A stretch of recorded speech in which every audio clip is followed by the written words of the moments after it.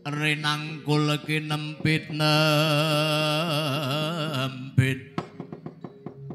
dosang retnaning bawana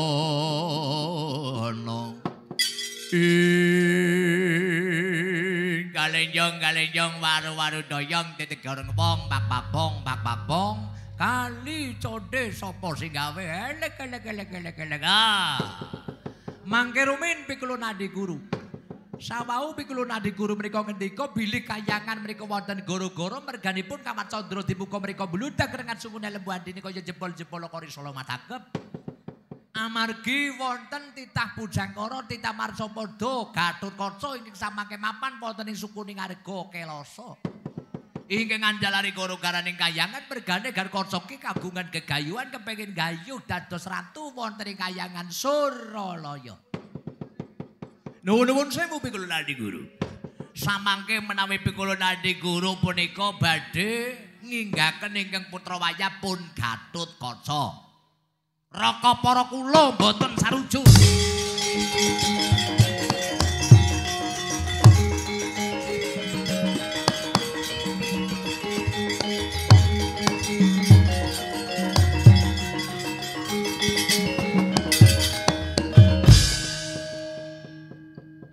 Nuwun sewu Kakang Kaneka Putra. Kados pundi pikula nadi guru? Lho kok Kakang Kaneka Putra menika malah belane ingkang putra wayahipun Gatotkaca.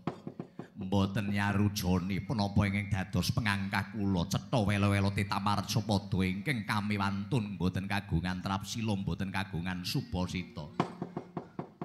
Sakmangke badhe kados pundi badhe kula enggaken. Lah, mangke rumin pikula nadi guru. Nuwun sewu pikula nadi guru. Pikula nadi guru punika supen napa nyupen pikula nadi guru? Lho, supen napa nyupen ingkang kados pundi? Lah, niki. Pikula nadi guru punika nate ngendika napa? Nate janji punapa mboten kelawan ingkang putra wayahipun Gatotkaca. Lah niki. Pikula nadi guru kedah kenget-kenget dipun eling-eling pikula nadi guru. Nuwun sewu. Senajan to ripaduka kula menika kagungan janji kelawan titah Marsapada nanging menawi titah Marsapada menika kagungan pengangkah mekaten sami kemawon badhe ngilani dada kula. Badhe kados pundi kula badhe paring pidana kelawan ingkang putrapun Gatotkaca. Mangke ruwin pikula nadi guru.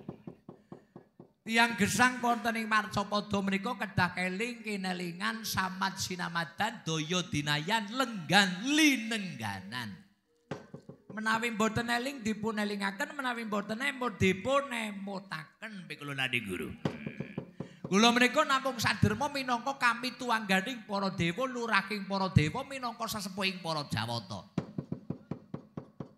Badhe kados pundi kula menika badhe ngemutaken ngelingaken kelawan pikula nadi guru. Nuwun sewu.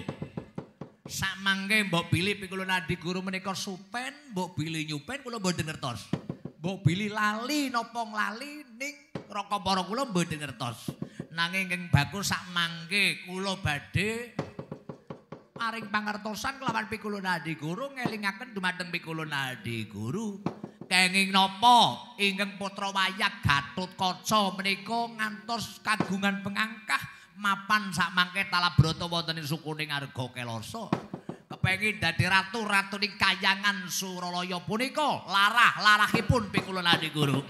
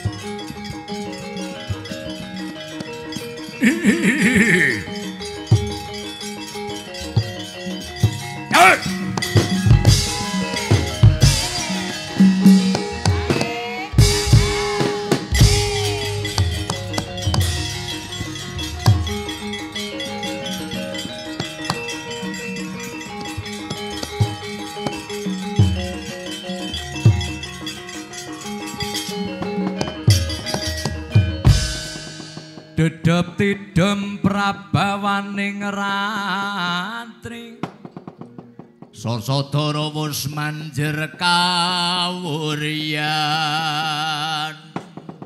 Taneku ciwa memanise manggep srinating dalung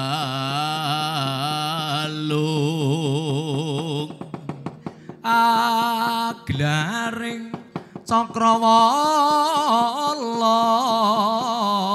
winolat hangelangut parandene pakasoke bagian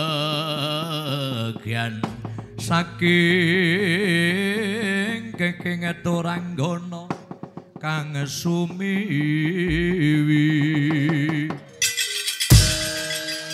saking kenging Turanggana kang sumiwi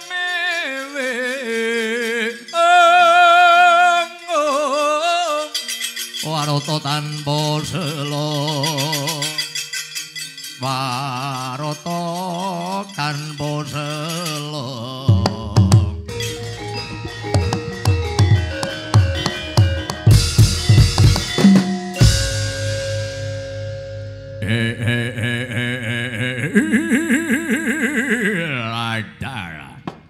Gelabelis laknat lagone dengan Koris kondo waru den tutup dewa netepi kelawan janjimu para dewa para dewa lakon ora den bokak Koris kondo waru jempole sangawe lakon Gustiku Prabu Pracana kudu bisa lawan Bathari Subraba lakon ora